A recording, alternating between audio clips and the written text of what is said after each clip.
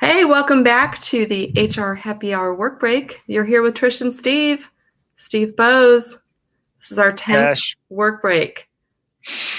I'm not sure we can call this a work break since, by my reckoning, it's Is it late. happy hour? It's happy. All right, Trish. It's turning into, well, this is actual insight into the fact that you and I both, if we're not taking a break until this time of day, but I'll tattle on myself. I actually took a brief nap What? this afternoon. I did because wait, it's for good reason. I was up very, very early. I keep having my dog wake me up, but I was up very early and participated in Skillsoft's event, Perspectives 2020. It's actually still going on right now. Really? And it is. And they basically right now have 24 hours of content, and it is produced beautifully. They are giving all kinds of different speakers. They have debates. They have all sorts of things. I was so pleasantly thrilled with what I was seeing. Were you able to catch any of that today at all? I did this morning. I watched a little bit of it, probably off and on for about an hour and a half while I was trying to in and around some other things I was doing. And I will say, yes, I was really impressed with the format, with the technology, the presentation. Yeah. I picked it up kind of when it started here in North America around 9:00 this morning. And so you were not in on the UK version. I was not. Like I was at 4 a.m.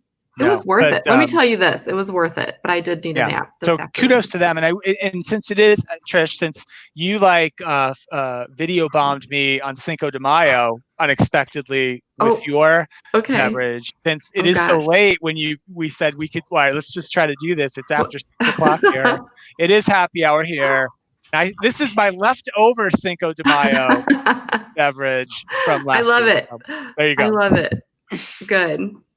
Well, you know what? Okay, so obviously we don't want to talk about work because it's a work break anyway. And I am going to do some more work. So it truly is a work break, even though it's a little bit late in the day. I am coming with the full-on makeup portion of our work break. I know you're looking a little shocked. We didn't talk about this.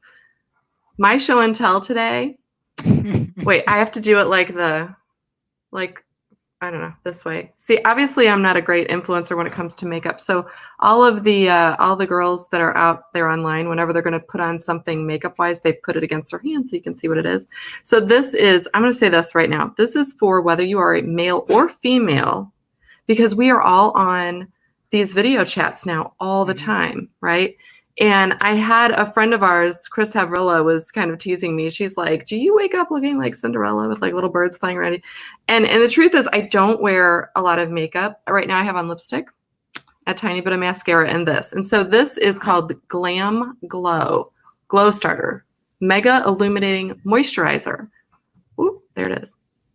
So again, if you feel like you just need a little something, a little moisturizer to even out skin tone, because we're all on doing that. The last thing I was going to show is I did say that I was going to try and learn a new thing. I was going to make paper flowers. All right, cool. Wow. I did it. I did a rose. It's a rosebud. It's not the best. It looks good. It's not the worst. Maybe needs a little bit of water. It'll bloom out. That's nice. Anyway, cool. So there we go. You can learn a new skill during quarantine, I guess. I still haven't started my paint by number yet, but actually, you're on the hook though. I know. I haven't actually acquired the paint by number yet. I have to make a note to do that, but there you go. I will. So what else is new today? Anything new you've been thinking about, or? One thing, it's semi-work related, but it was interesting to me. I saw a news report earlier today, or might have been last night, where Twitter, the corporation, basically said everybody can work from home forever, like however long you want. Like many corporations, of course, have done the work from home thing. We've been talking a lot on this show and on the podcast. Twitter just came out and said, you know what, just work from home forever if you want to. Mm-hmm. And I think that's going to happen more and more, right, over time. And why that? And that's marginally interesting. What's more interesting, and what I was thinking about, and maybe I'll think about writing about on our website, is what does this mean to those big centers of like knowledge work, innovation, creativity, places like, San Francisco, New York City, Austin, Boston, Big Chicago, cities. Yeah. right? If more and more organizations say, you know what, forget it. Forget these big offices. Forget these big skyscrapers. We don't need them. They're so expensive. They're inherently, right? This virus is going to be around for a while. People don't want to go there anyway. It's going to be super interesting when people really come to realize, like if you're an employee at Twitter and you're struggling to pay the rent in super expensive San Francisco because you had to live there because you had to go into the Twitter offices, right, every day. Now you can go wherever you want.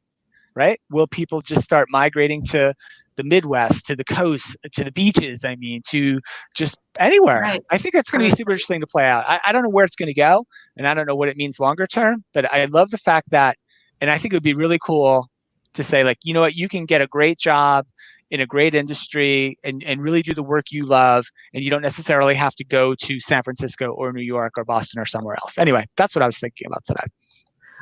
That's a great thing to think about. Okay, so two totally random ideas popped in my head as you were talking.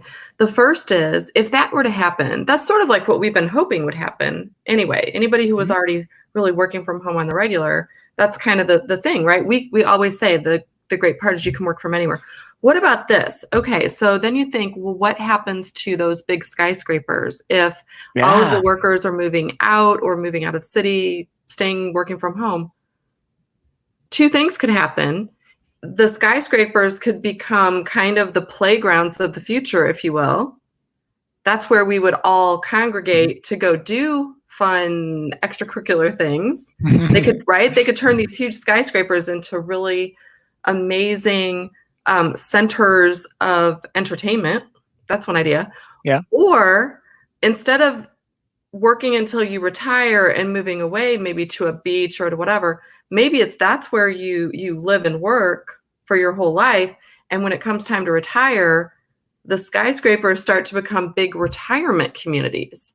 That's fascinating. Like you flip it. Maybe it's just a complete reversal of how you use space. Yeah, I mean, there are other advantages for living in big cities besides jobs. I mean, that's probably the biggest advantage, but certainly the other one would be things like arts, culture, activities, great dining, restaurants, et cetera, et cetera. Mm-hmm. Often the kinds of things, right, that retired people really want to have more time, more money, and they're right there in a city to take part of. So yeah, it could change. It could change completely the dynamic of how. Think about it. In a skyscraper, you could have, and also just because the baby boomer population is so large. Now that they're, been hitting retirement for a little while now, but still more to go. Yeah, I could absolutely see. Can you imagine living in like a skyscraper that was just dedicated to people who are, say, 60 plus, so that all your doctors would be there, all your regular sorts of things, right? And you'd have, I don't know if you need dry cleaning, but whatever your things you would need, I think that'd be great. I think there's only one thing more important than a good dry cleaner nearby, Trish, in my mind. Oh no, butcher. Taylor. Butcher. The butchers of the future are all going to be located in skyscrapers. You got to be able to get your proper barbecue. Maybe you and I have a future in urban planning. So anyway, that's super interesting to me. I was thinking about that today in amongst all the fun and games we had today. Good stuff, though. I know we talked a little bit and we tweeted a little bit today. Our company newsletter coming soon, right? I'm excited about that too. That's right. I am too. So yes, if you're subscribed to any of our websites, you will be seeing that very soon. So stay tuned. All right. Well, this has been fun. I guess for everyone who's listening, thank you. I know we've been enjoying all of the messages, emails, tweets, private messages, all of that. Keep that coming. I got a postal letter already about this show. Did you get like an actual letter in an envelope? Yes. Or was it a postcard? No, it was a stamped envelope. It was fascinating. Not sure I'm how still they found holding out for a postcard. There's a certain gentleman named the Postcardist, Frank Roche, one of my very best friends. Maybe he'll send me a postcard about this. Oh, I'm enjoying happy hour here, Trish. So. All right. Well, enjoy your happy hour. I'm going to go hang out with my good job. Items. And hopefully soon I'll have the paint by number to show everyone. All right. See you tomorrow. Bye for now. Bye for now.